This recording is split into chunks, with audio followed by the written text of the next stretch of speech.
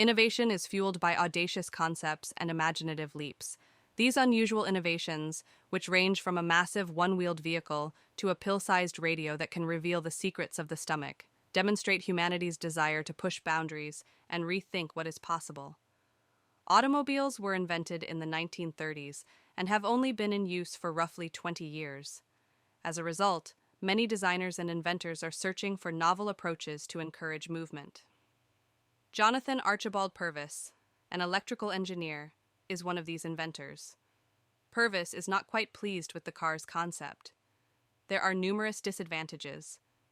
They do not perform well on rough terrain, in mud, on long grass, or even on beach sand.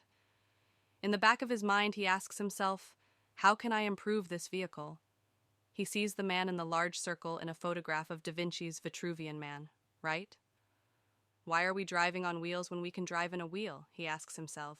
Additionally, you only need one, not four, if you are in a wheel like the Vitruvian Man. Purvis had his prototype by 1932. He refers to his enormous one-wheel marvel as the Dinosphere. This is the wave of the future, in his opinion. Thus, he and his son, who is also an engineer, assemble a group of people on a beach and display this enormous, hideous wheel. It weighs half a ton, stands 10 feet tall, and has a gas engine at the bottom beneath the driver's platform. Will it even work, though, considering how strange it looks? Purvis and his kid are in the car, and he lets his son drive. This device ignites and begins to roll. At first, the ship is a little unsteady, but as they gain speed, conservation of angular momentum takes over and they stabilize. As they go down the beach, they can reach speeds of up to 30 miles per hour. On the other hand, regular cars just do not go anywhere on a beach. People are therefore completely astounded by what they are witnessing at this moment. People who live in remote places where they must cross rocky terrain, sand, or mud will now be able to do so thanks to the Dinosphere. So, why aren't we all driving Dinospheres right now? There are several issues with the design. To have a clear view of their destination, the motorist must, for starters, stick their head out the side. That would work out very well on a wide beach, but it won't work in a crowded London street. It has trouble turning as well. Because the entire car is a wheel, you lean left if you want to go left and right if you want to go right. Steering it is therefore similar to riding a 1,000-pound bicycle. It is thus too hefty to lean. For this reason, you typically only observe it moving in a straight line during demonstrations. The largest issue, however, arises when you apply the brakes forcefully. The platform you sit on does not stop, but the outside wheel does. As a result, if you use the brakes hard and the outer wheel stops, the inner wheel continues to move. You then act like a gerbil when you see it on the wheel, and suddenly, it's running head over heels. Unfortunately, the Dinosphere is never put into production, thus millions of drivers never get to enjoy the thrill of riding a big hamster wheel to work. The British have always enjoyed using humiliation as a deterrent to crime, dating back to the cruel days of the stocks or the pillory. Therefore, it should come as no surprise that two British entrepreneurs devised a peculiar and humiliating deterrent for potential briefcase thieves. London experiences unprecedented levels of crime in the 1960s. There are many members of the working class who are concerned about pickpockets and thieves since the economy is weaker and employment is lower than it was after World War II. There weren't many choices for self-defense in London at the time. In the 1930s, handguns were made illegal, and although pepper spray was created, it was also soon banned.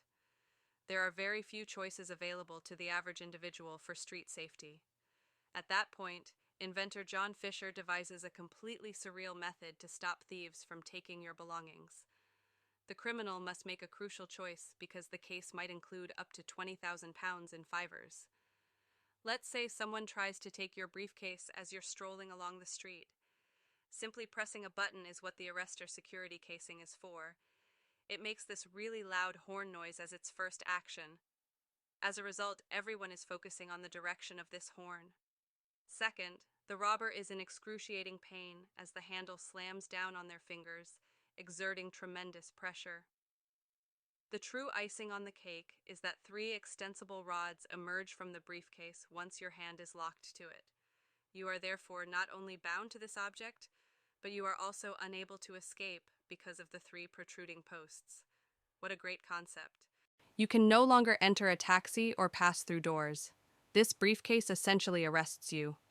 Therefore, public humiliation is the main selling feature here. Alarms are going off. The bad man is caught there with his hand on the briefcase. Bars are shooting out of it, and all he can do is wait for the police to come grab him and take him away. None of these cases were ever sold, as far as we know. However, London theaters are showing the arrester's demo film. Perhaps the movie served as the necessary deterrent to prevent would-be robbers from ambushing English business people and taking their briefcases, which were filled with half-eaten sandwiches and vaguely fascinating documents. From flame-throwing drone dogs to centrifugal birthing tables, we've looked at some crazy concepts, but this next invention is far more personal. In the middle of the 1950s, a physician by the name of John Farrar is trying to figure out how to gauge variations in intestinal pressure. In fact, it is quite helpful to record the pressure information inside the human digestive tract. Blockages, other illnesses, or even cancer could be the cause. Usually, a sensor is attached to the end of a tube, which is then led down the patient's mouth, into their esophagus, into their stomach, and finally through their tens of feet of intestines.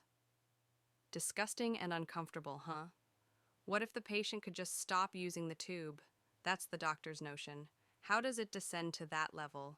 It will be swallowed by the patient in pill form. His plan is to include a tiny transistor radio within the pill, which will transmit the signal outside the body. In order to make it happen, Dr. Farrar collaborates with the RCA staff. Farrar created the radio pill in 1957. A flexible membrane is used to measure the pressure fluctuations inside this 1.5-inch long tablet. The radio signal's pitch and tone are influenced by changes in inside pressure, which allows the doctor to determine what's happening within. They can have cancer, or they might have an obstruction in their intestines.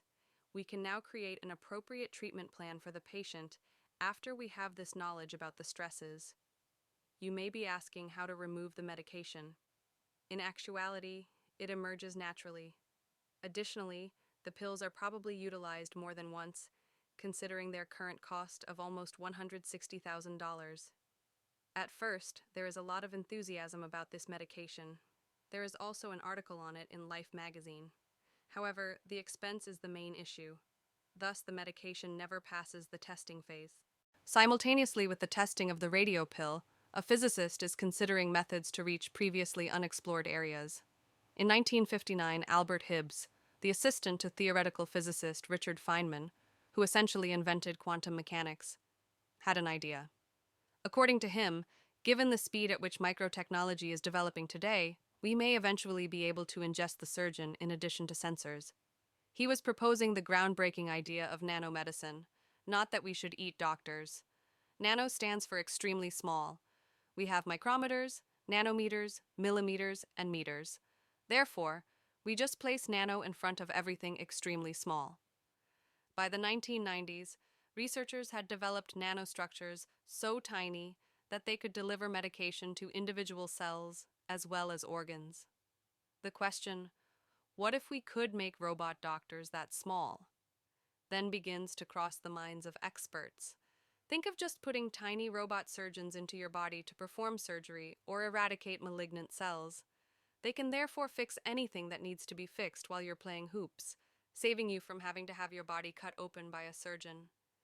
It's similar to the scene in Inner Space, where Dennis Quaid pilots a spaceship into Martin Short's body and then wins Meg Ryan over. The same thing. Applications for nanorobots are not limited to medicine. Toxic waste can be cleaned up by them. They can be applied to space travel. The number of applications is unlimited. Since we're just getting started, this is going to get big over time. Some very magnificent things, and some truly strange things have sprung from the desire to make the world a better place. However, as long as we continue to develop, we will continue to produce genuinely amazing new things.